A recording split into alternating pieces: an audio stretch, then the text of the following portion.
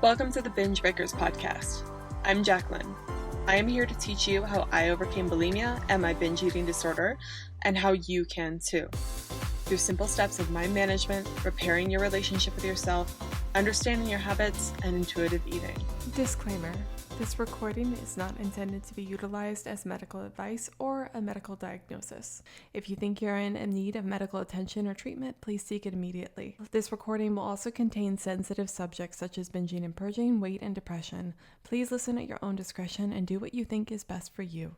Hello, everyone. On the podcast today, I have a very special guest. A private client of mine, Kelley, has been so kind and brave and vulnerable as to share her story. She shares a bunch of different wisdom gems of her recovery process, how it took her more time than she expected, but it was totally worth it, and the certain challenges she had to go through, like weight gain, nighttime eating syndrome, and drug addiction, alcohol recovery, lots of different stuff, and being in her 50s when she recovered. I just think her story is something that needs to be shared, and I'm really excited to have that interview so you can hear it here today. If you, after listening to this call, feel like you really want to recover and this podcast is giving you hope, you can feel free to check out my website where you can apply for private coaching by booking a consult with me. You'll book a consult. We'll discuss at the consult what challenges you're facing right now. I'll offer you solutions on the call that I think you should be focusing on, whether you work with me or not. And then we can talk about whether coaching is a good fit, or you might want to move on to other things. And then we can talk about whether coaching is a good fit or not. Okay. Otherwise, I'll see you guys in the interview. Bye. Hey, everyone listening. I'm here with Kelley, a former client of mine, and I'm excited that she's on the podcast because she has been so gracious and kind to share her recovery story, which I think is always unique. Of course, there's similarities between all recovery stories, but I think hers has a lot of different gems in it, as she struggled with nighttime eating and binging and things like that. But I'll let her tell the story a little bit herself. So, Kelley, welcome to the podcast. Hi, thanks, Jacqueline. Thank you for having me. I feel honored and blessed to be here. So thank you. Oh, well, yeah, I'm honored and blessed too. It's not always that someone is brave enough to share their story in the podcast for various reasons, and I understand that. But I'm so thankful that you were able to share yours. So just to jump right into it and put you immediately on the spot, can you tell us briefly what had you fall into your eating disorder and what your eating disorder was like? Just briefly, right now I'll just say that I'm 56 years old. So this started a long time ago. And I was remembering when the first time that it wasn't really a binge, it was a Thanksgiving with my family. And I've just eaten a whole lot, right? And I went to the bathroom on my aunt's house and I purged. So it wasn't any psychological, anything like that. It was just a feeling of discomfort. That would be the first time, which led to, it took a little while for me to do it a second time. And I remember that too. It still wasn't something that I'm going to say using. Okay. However, I do have a history of drug and alcohol addiction. And so when I first got sober the first time, there was, and I'll say, I don't know that this is important to anybody, but I just remember in my mind, I've been sober about 6 months. And my boyfriend, I had a boyfriend.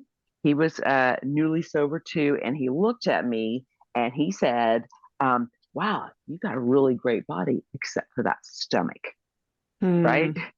Awful. And it just got awful. I don't know. Who knows what he thought he was? I don't know. And it really doesn't matter at this point. But in my brain, I took that as, dang, you're not perfect. You're not good enough.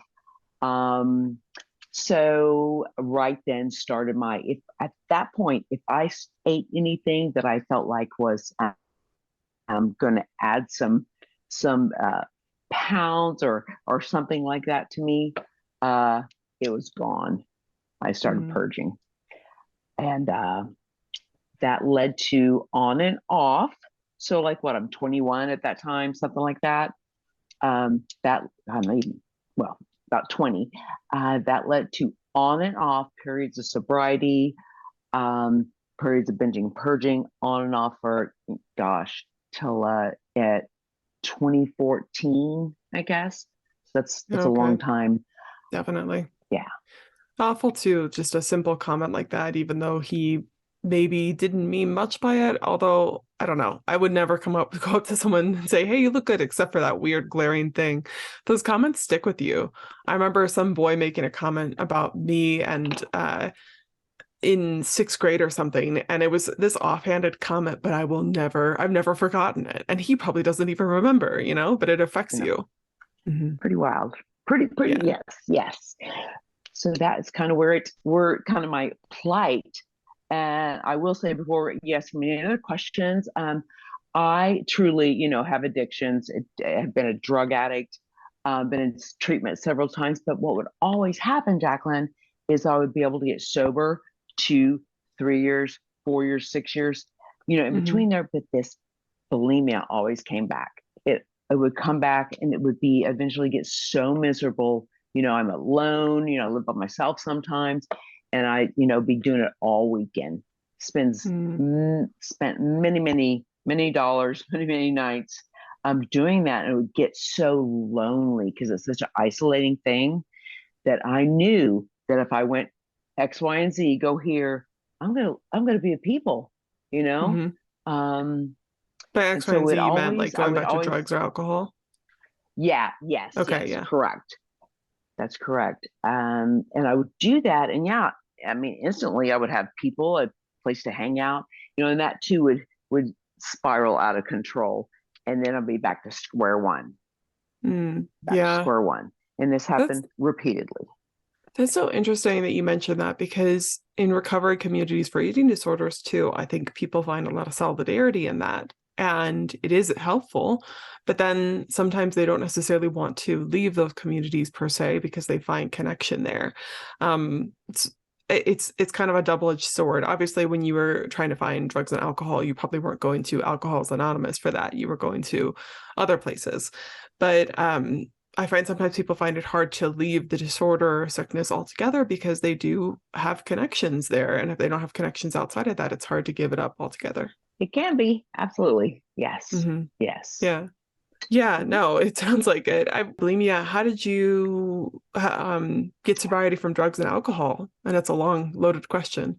Well, my first long term, I went to Alcoholics Anonymous. I mean, Mm, that's just where I went. That's where I went. I was very young in the beginning. Um, but I always knew, and I'm gonna say I always returned back. I always knew that was a place I could go to feel safe, to find friends, to find some recovery. hmm. Um, and it was, and it always has been. I currently do go today.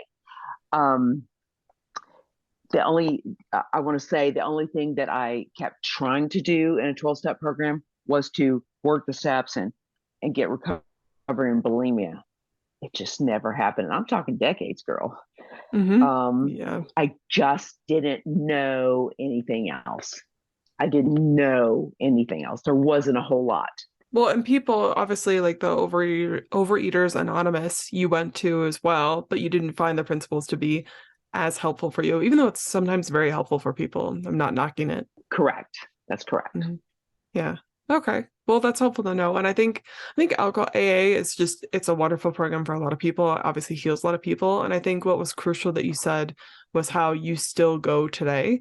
I do think having some sort of continued work in the community of recovery keeps us that have been in these addictions. I don't know, it keeps us sober in some sort of way. I find that through my work with my clients all the time. When I work with people, it just kind of keeps in the back of my mind why I want to never go back to my eating disorder. So I'm sure you find the same reprieve. Absolutely. Absolutely. I Yeah. do. Well, tell me, there was many different things when, firstly, for people that don't know, we had a kind of an interesting client relationship because I worked with you for, I think, 6 months, and then you went on to do your own thing for a little while, and then you came back and we worked for another roughly 3 months. So it wasn't like we worked for a consolidated amount of time. You had gaps in between, which I thought was actually important for you, but there are many different parts of your recovery that we worked on. But and I have ideas of what I thought was the most important, but what do you feel like was the most important piece of your bulimia recovery? I think the most in working with you and in my recovery is the ability to talk about it and not feel judged, to be open about it, and actually have some actual concrete. You asked me questions, okay? I was this. You asked me questions that nobody had asked me for in relation to. It's like this bulimia was such a giant, and and you asked me questions that really narrowed it down to the actual real what was going on when I said I feel fat. Yeah. Things like that, okay, that nobody else would understand. Fat's not a feeling. Yeah, it is. To me, it's a feeling. Mhm. So that was super helpful to be able to talk honestly and openly.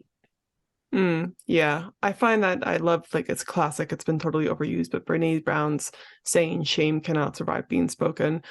Being able to talk about it out loud, first and foremost, is extremely important because it releases shame, but then also the ability to talk about it out loud and then hear it reflected back gives you a new level of awareness that you didn't have before. I think depending on how your brain works, when you just have thoughts circling in your head, it becomes much more dramatic than it really is. And so that's one of the biggest values I find of, coaching or any recovery group, is that you literally have to explain things out loud and then it becomes much more understandable. And then, yeah, I think that for you, things I noticed was one, like working on your belief in yourself, and I might be describing the AA community wrong, but it's almost about surrendering your power, which I think also has some merit to it. But for you, I felt like we really had to build up your belief in the moment that you could do something, especially with the nighttime eating, which felt so automatic. What are your thoughts on that? 100% agree. Um, as you stated, that in 12-step programs, a lot of the time giving, surrendering. And why I think that's an important part of some things, especially like the drugs and alcohol. You surrender, meaning, put it down. You don't ever have to pick it up again. With this food, there was such a pattern that went along with it. And it started so small. A negative thought, which would turn to a negative action, which turned to, picking up food, which turned to, was such a pattern that I wants to be able to recognize it and have the power, okay, definitely, that I was able to, see it then and do something different, that I actually had that power to do that, as opposed to, God, please help me, and just letting I don't know, like the whole process take over me. Right. Does that make I sense? Yeah, no, it makes perfect sense. And I think with drugs and alcohol, I've always heard people that are previous addicts say this, is you can just stop drinking or stop doing drugs. You don't need them in your life to survive. But with food, you do need them. You do need it in your life to survive. And so you have to take a different approach, because you can't just not eat food. You have to figure out how to have some sort of element of control. And sometimes with Overeaters Anonymous, they say, like, don't have sugar or flour, but I feel like a lot of people can't follow that. So you actually have to find some sort of element of power in that moment. And I think for you, it was gaining awareness, understanding your thought patterns, specifically what was happening that was leading you to binge at night or eat at night, and what was happening during the day. And all those elements helped you realize, oh, I do have moments of control. Absolutely. Yes. And recognize the moments. Yes, you're totally correct on that. So that you can build on those. You draw from that and then you can build on it. So I want to say one thing that happened in working with you that had not happened to me before. And that was, you mentioned the nighttime eating. I would have that. And if I like ate at night, which was totally out of control, which that's a whole nother story. In the next day, I would say, screw it, and then binge again, and then the purge. And it's almost like, to me, I thought of as a reset, I eat at night, then I binge that next morning, and then I purge. And then it was an odd thing in my brain. And the moment, my turning point was this, okay? I felt like I had no control. I had no choices. I had no control. I woke up this morning, I'd eaten that night. I was just going to have to like clear it out, and try to start again. And we had been working together for maybe a month, maybe.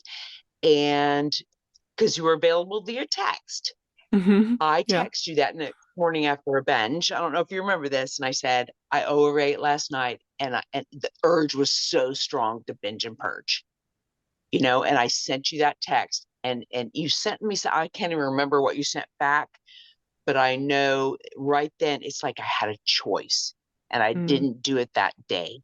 And I never purged again after that day. Never. Oh, I wow. don't know how long that's been, maybe going on 2 years, something. It's been a year and a half, 2 years, something like that. That's so So I cool. just wanted to point that out. Yeah, You were it's a really game good. changer. I want to point out at acknowledging moments. And I think because that helped you, and probably from your background in drug addiction, of being like, I'm here. This is what's happening right now. And sometimes you text me with there was no demand for me to respond or anything like that. But I think you sent it so that you could acknowledge it to some other person that it was happening. And I think that really helped you, because it helped you ground yourself in the moment of having awareness, regardless of what I said.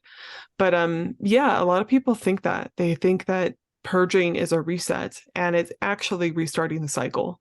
It's actually making things worse, just digging the hole deeper. And where you really have control is when you decide not to engage in those behaviors again and decide other ways to take back control of food. Absolutely.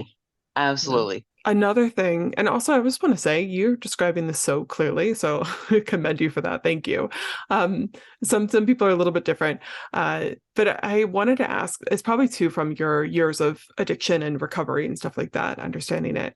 But a big thing in your recovery also was weight and weight gain, and something we Oh, worked on for a while, because like the first 5 or 6 months that we worked together more was about not purging and reducing the binging, and you made progress. Like, you didn't purge anymore, and I feel like the binging subsided quite a bit, but there was still this nighttime eating.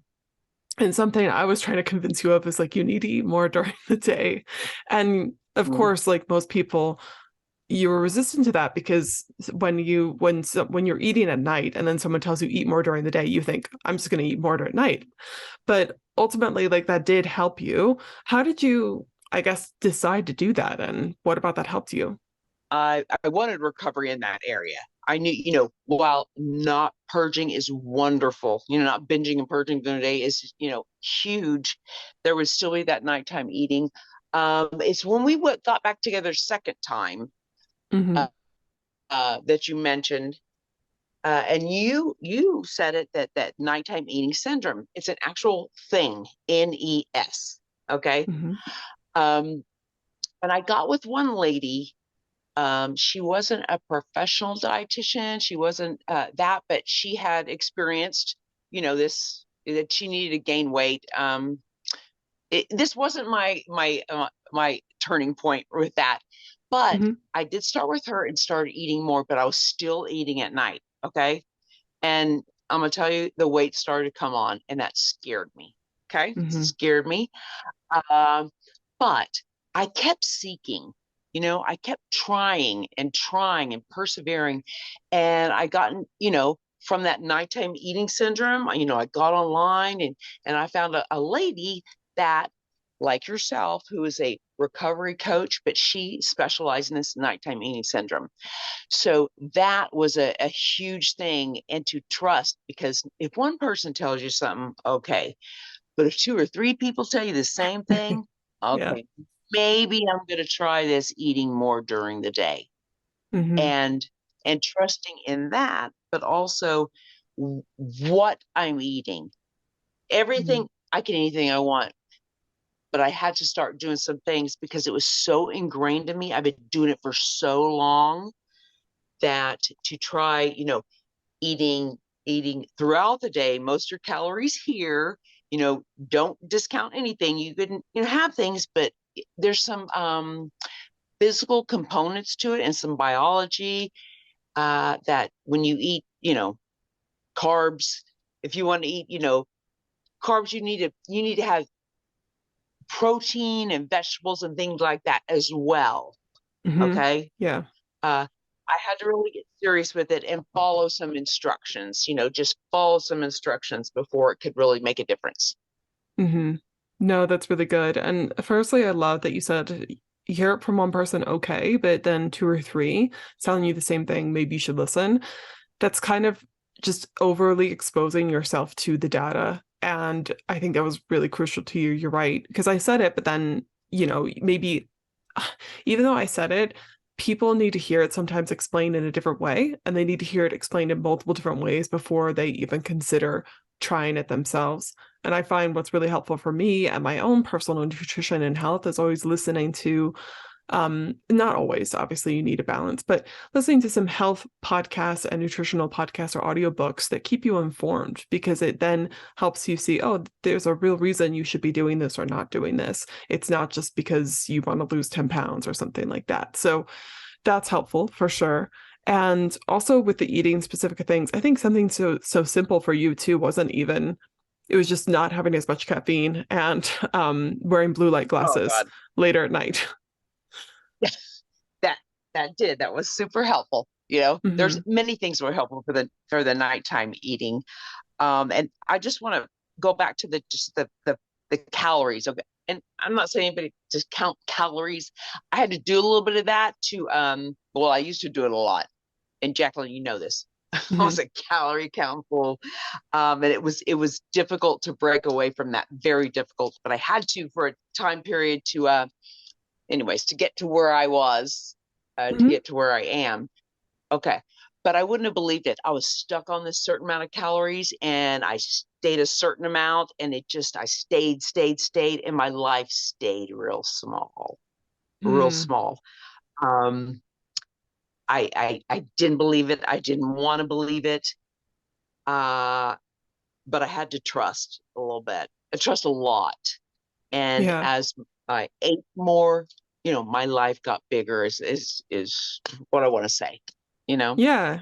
I thank you for bringing that up. And then the next thing, which is related to that I want to talk about, is the data and the calories. And I remember one week we had been talking, you had been seeing this other like online course person about the nighttime eating, and she had been recommending how you need to eat more, and I also have been recommending it too. And I remember you just started tracking what you were doing. I don't know how closely you're tracking, but you were tracking the days where you ate more and then what happened at night, and then you saw a real clear correlation between, okay, these days I ate sufficiently during the day, didn't have any issues at night, or if I did eat at night, it was like a quick little bowl of cereal, something. It wasn't anything substantial.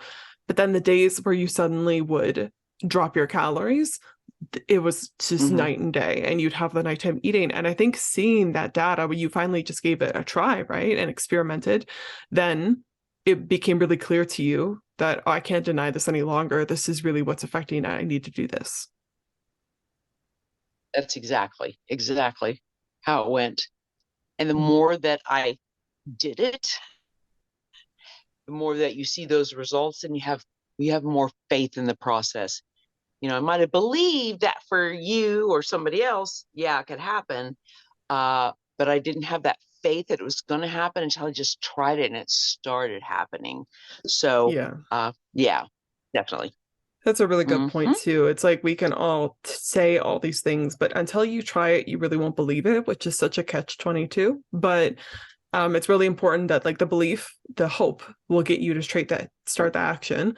But then over time, doing the action will actually build the real belief and understanding. Oh, hope is such a good word too. Yes.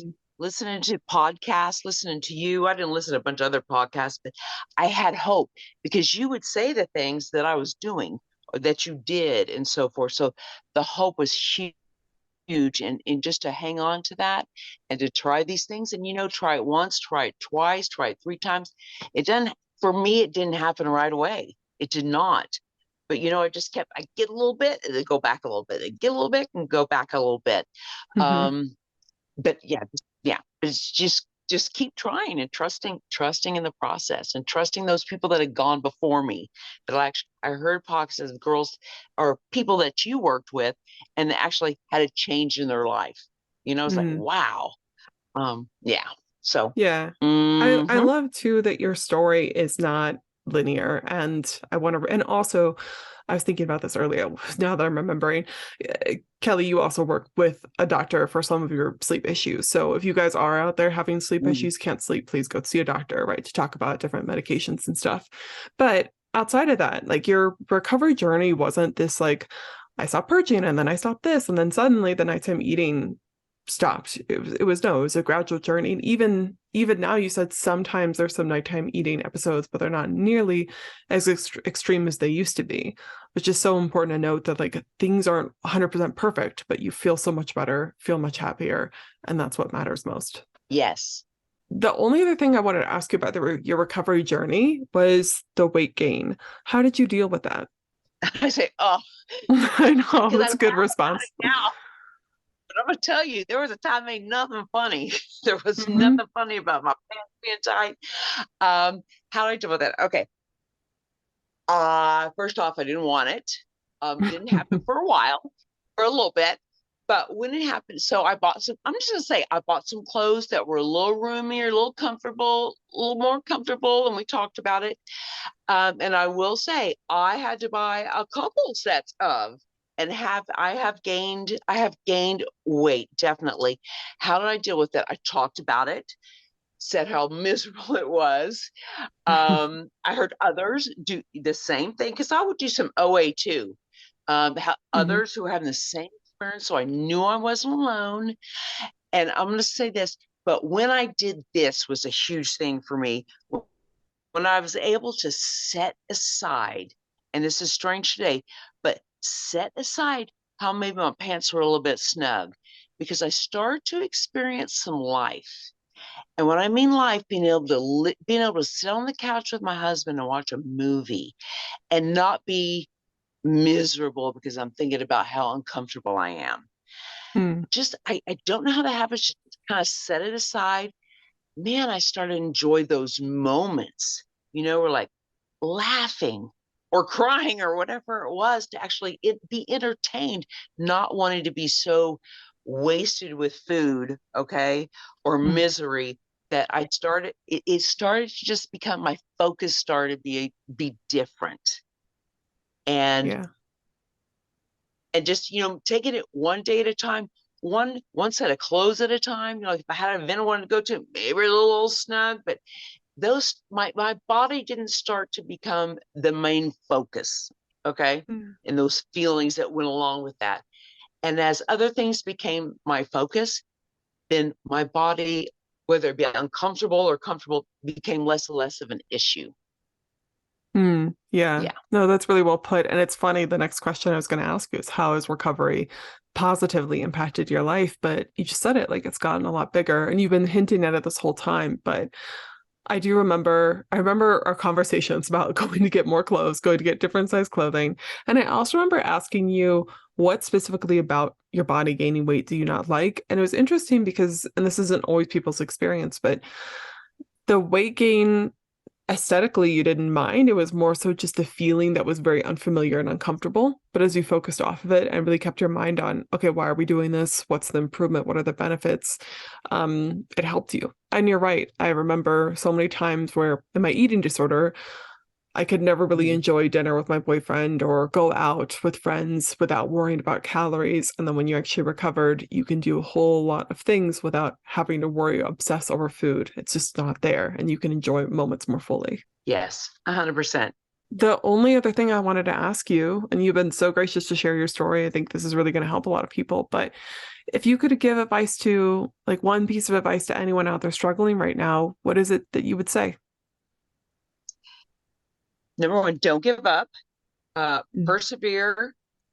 When I had a sponsor in the program a long time ago, and she told me, because I didn't have any money, didn't have any insurance, any of that, she goes, seek Mm. everywhere that you can find recovery, wherever that is. And she was talking about the eating disorder because she hadn't gone through me.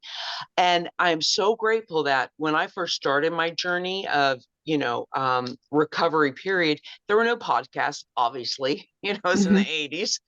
Um, and that's been such a blessing that I started because I kept doing this 12-step thing, and it wasn't working, that I started seeking elsewhere. And that was huge. And that's where I found Jacqueline. I found you, and started listening to those podcasts. And I went way back to the very beginning. And it was like each time I just felt more and more. And it was wonderful. I do want to say one other thing. When we Yeah. talk, this is what I wanted to say earlier about, gaining weight. I look at pictures of me now, okay? And I'm like, oh my God, I was so skinny. Where I thought I looked, damn, I felt like I looked good. I did not look good. And the gaining of the weight, which you just mentioned about, you know, I'm like, I look pretty good, and I will Yeah. say I have gained a significant amount of weight, but man, it went in all the right places. I'm not 100% happy all the time, but I look better, and now I'm starting to feel better with the way I look. Okay. In my Oh, mind, I'm like, yeah. And yeah, I never thought in 100 years that would happen. Never, that's really never, never, good. never. So yeah, Yeah, yeah. it's funny, right?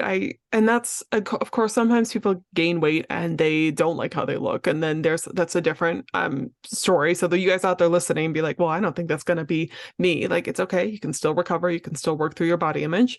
But I do agree, Mhm. sometimes when people are on the lower end of the spectrum of weight and they're really underweight, they get really attached to how they look, even though they know, like I've had another client who's like, I know I'd look physically better, but it's just so uncomfortable to go there. Or they really think they look okay and they look good and they like how they look. But this is all subjective, of course, but I don't think most people find who are severely underweight, it's more concerning to look at than it is aesthetically pleasing, I suppose, to the average mass, of course. Attraction is subjective.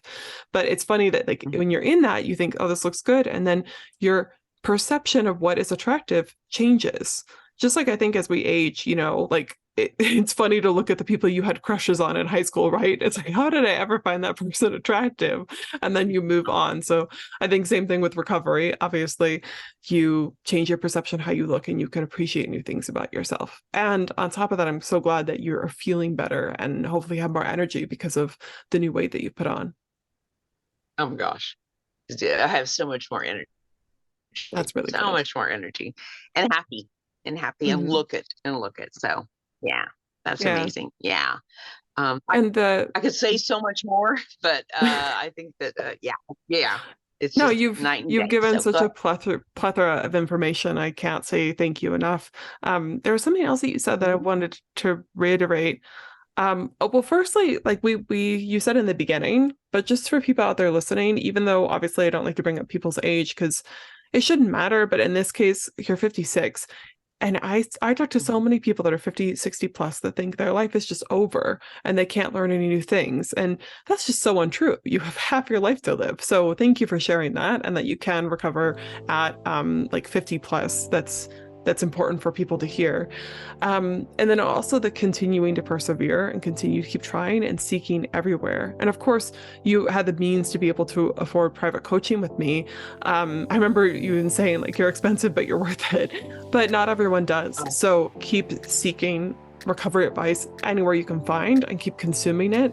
I think that's such excellent advice for anyone out there, whether you can afford different help methods or not. Just keep seeking guidance from every possible location. Absolutely. Absolutely. Yes. Yes. And I said, and I still believe today, it's the best money I ever spent. The best Oh, money I ever spent. So thank you, thank you, Kellly. Jacqueline. Yeah, You're and thank you welcome. for being here and kindly sharing your time. I know you have a busy life, but I appreciate you being here. I guess we'll end the recording here, but thank you everyone else for listening. And Kelley, thank you for telling your story. Thanks, Jacqueline. All right. Yeah. Hey, if you found this episode helpful, check out my website at bingebreakers.com. It has free courses, awesome group coaching, and private coaching available to you right now.